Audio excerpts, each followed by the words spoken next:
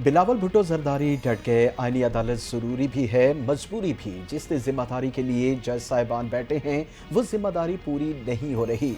जज साहिबान ने खुद को आइन बनाने के लिए ताकतवर किया है। चेयरमैन पाकिस्तान पीपल्स पार्टी का सिंध हाई कोर्ट बार से खिताब। कहते हैं कानून साजी और आइन साजी अदालत के जरिए नहीं हो सकती। हम समझते हैं कि किसी जनरल या जज के पास हुकूमतों का इख्तियार नहीं। अफसोस की बात है कि इस मुल्क में जज और जनरल ने हुकूमतों को घर भेजा।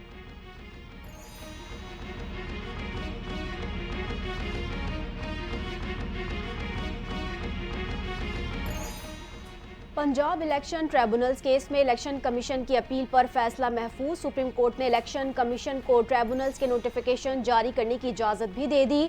ट्राइब्यूनल की तादाद का इन्हिसार केसेस पर है। केसेस को देखते हुए जजेस की तादाद पर फैसला करेंगे। चीफ जस्टिस के रिमार्क्स। मजीद कहा, आइन की किताब मौजूद है लेकिन कोई पढ़ना गवारा नहीं करता।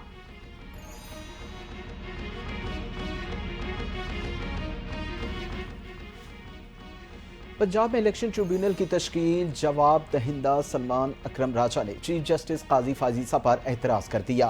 हमें आपके केस सुनने पर एतराज़ है। हामिद खान का चीफ जस्टिस से मुकालमा। आपने खुद को अलहदा करना है तो कर लें, हमें कोई मसला नहीं। चीफ जस्टिस काजी फाजीसा का हामिद खान को जवाब।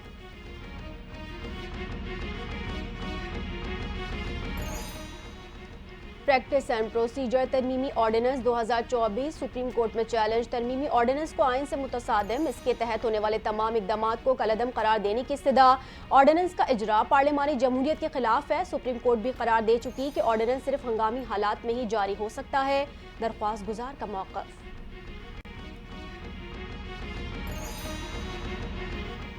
सुप्रीम कोर्ट के मखसूस नशिस्तों से मुताल्लिक इलेक्शन कमीशन का इजलास एक बार फिर बेनतीजा खत्म।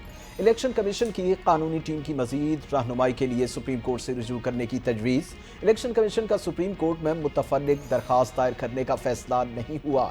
इलेक्शन कमीशन का मुशावरत जारी रखने का फैसला। कल दोबारा इजलास होगा।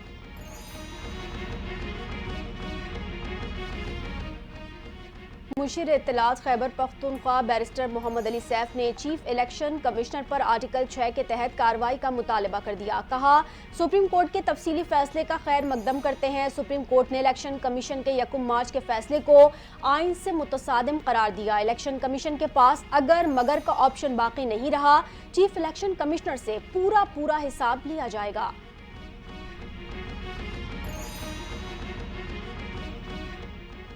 बानी पीटीआई की मिलिट्री ट्रायल से मुतल्लिक केस की समाअत। इस्लामाबाद हाई कोर्ट ने एडिशनल अटॉर्नी जनरल के बयान के बाद दरखास्त निपटा दी। जस्टिस मियां गुल हसन औरंगजेब की दरखास्त पर समाअत।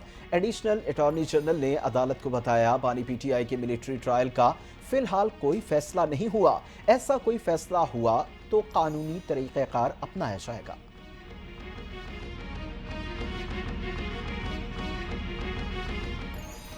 IMF से $7 अरब के प्रोग्राम की मंजूरी के लिए पुरुमीद हैं। वफाकी वज़ीर ख़जाना मोहम्मद औरंगजेब का CPEC सेमिनार से वीडियो लिंक पर खिताब। कहते हैं, पॉलिसी रेट कम हो रहा है, सरमायाकारों के एतमाद में इजाफा हो रहा है। हुकूमती इक़दामात से महंगाई की शरह में कमी आ रही है। महंगाई और शरह सूद में कमी हुई है। CPEC फेज़ 2 का आगाज़ होने जा रहा है।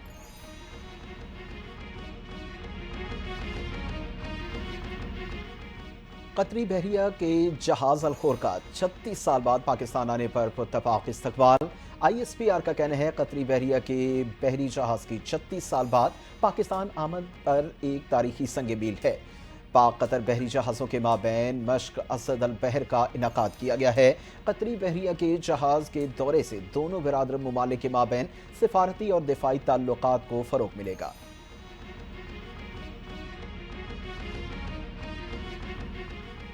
वज़ीर आज़म शहबाज शरीफ 5 रोज़ा सरकारी दौरे पर वफ्द के हमरा न्यूयॉर्क पहुँच गए। वज़ीर आज़म 27 सितंबर को अक़वाम मुत्तहिदा के जनरल असम्बली इजलास से खिताब करेंगे।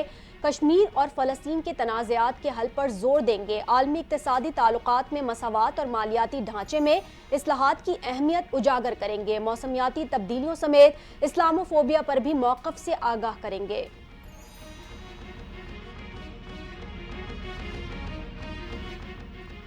غزہ جیسے سانحات حل ہونے تک پائیدار ترقی حاصل نہیں ہو سکتی۔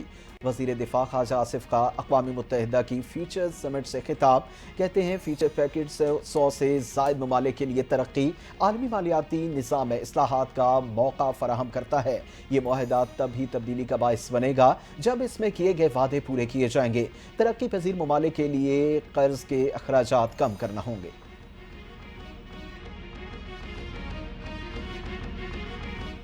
پاکستان مشرق وسطی میں امن کا خواہاں عطا تارڑ نے اسرائیل کو فلسطین میں نسل کشی کا ذمہ دار قرار دے دیا۔ کہتے ہیں پاکستان نے دہشت گردی کے خلاف جنگ میں بہت نقصان اٹھایا ہے، دہشت گردوں سے کوئی مذاکرات نہیں ہوں گے۔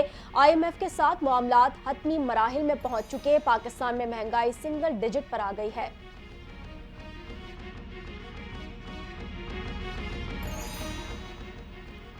امیر جماعت اسلامی حافظ نعیم الرحمان کا بجلی کا بل ادا نہ کرنے کا اعلان، ملک بھر میں بڑے پیمانے پر مظاہروں کی تیاری کر لی۔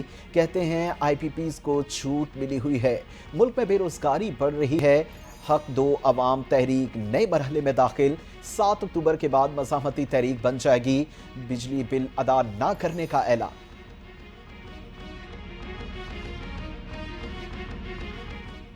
وزیراعلیٰ پنجاب مریم نواز نے انفورسمنٹ ریگولیٹری اتھارٹی کے قیام کے لیے قانونی کارروائی جلد از جلد مکمل کرنے کا حکم دے دیا۔ مریم نواز کی زیر صدارت خصوصی اجلاس وزیراعلیٰ پنجاب نے کہا، پنجاب کے عوام کو مہنگائی سے نجات دلانے کا عزم غیر متزلزل ہے۔ مصنوعی مہنگائی اور ذخیرہ اندوزی کے خاتمے کے لیے مجاز اتھارٹی کا قیام ناگزیر ہے۔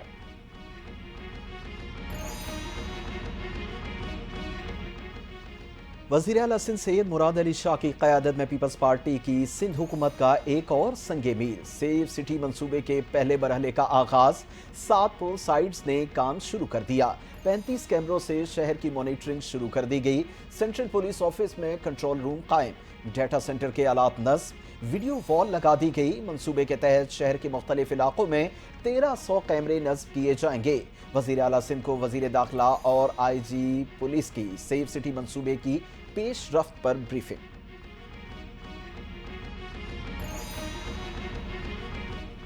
لیفٹیننٹ جنرل عاصم ملک PhD کی ڈگری رکھنے والے پہلے ISI چیف ہوں گے۔ لیفٹیننٹ جنرل عاصم ملک نے نیشنل ڈیفنس یونیورسٹی سے پاک امریکہ تعلقات پر PhD کی 30 ستمبر کو اپنی نئی ذمہ داری سنبھالیں گے۔ لیفٹیننٹ جنرل عاصم ملک فورس 11 ورتھ اور Royal college of defence studies کے گریجویٹ ہیں، اپنے کورس میں اعزازی شمشیر بھی حاصل کر چکے ہیں۔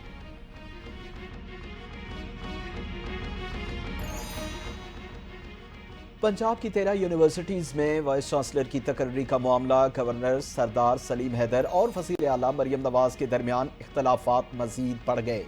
گورنر پنجاب نے VCs کی تقرری کی سفارشات مسترد کر کے واپس بھیج دیں۔ وزیر اعلیٰ کی منظوری سے 13 میں سے 7 VC کی تقرری کر دی گئی۔ گورنر کی منظوری کے بعد 7 یونیورسٹیز کے وائس چانسلر کا تقرر کیا گیا۔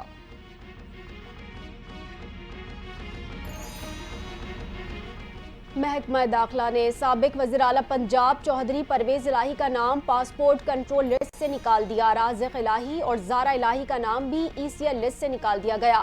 حکام نے لاہور ہائی کورٹ کو بھی آگاہ کر دیا۔ جسٹس شمس محمود مرزا کی پرویز الہی سمیت دیگر کی درخواستوں پر سماعت، لاہور ہائی کورٹ نے سرکاری وکیل کی رپورٹ کی روشنی میں درخواستیں نمٹا دیں۔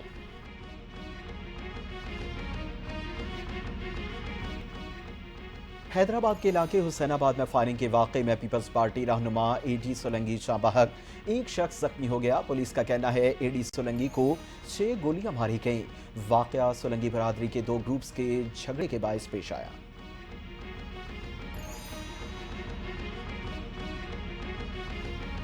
خیبر پختونخوا صوبے میں ڈینگی بے قابو، گزشتہ 24 گھنٹوں کے دوران ڈینگی کے 22 کیسز رپورٹ، اب تک 397 افراد میں ڈینگی کی تشخیص ہو چکی۔ طبی ماہرین کا کہنا ہے کہ صوبے میں ڈینگی کیسز کی تعداد اس سے کئی گنا زیادہ ہوگی۔ اکثر لوگ پرائیویٹ کلینکس یا اسپتالوں سے علاج کروا کے کیس رپورٹ نہیں کرتے۔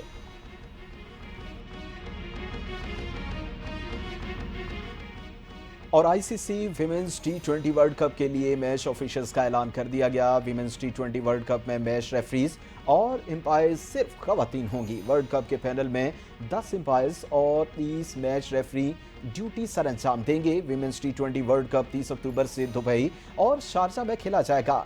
10 ٹیموں کے درمیان 30 میچز کھیلے جائیں گے۔